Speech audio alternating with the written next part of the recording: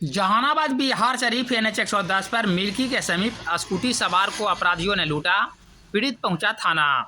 दरअसल मामला जहानाबाद बिहार शरीफ NH 110 का है, जहां मिल्की गांव के समीप सड़क पर बने ठोकर पर जैसे ही स्कूटी सवार ने अपने गाड़ी को धीमा किया, वैसे ही 3 की संख्या में लुटेरों ने स्कूटी सवार को मार पीट कर 5,000 नकदी समेत मोबाइल फोन लूट लिया।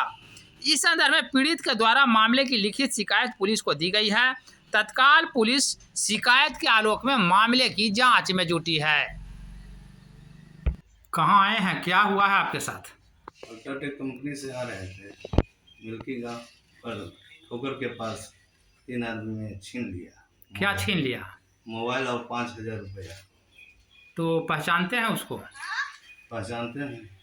तो पुलिस को सूचना दिए हैं? पुलिस को सूचना दे रहे हैं। पुलिस को सूचना देने आए हैं। क्या नाम हुआ आपका? वीरेंद्र कुमार। घर? प्रखंड कॉलोनी घोसी। ठीक।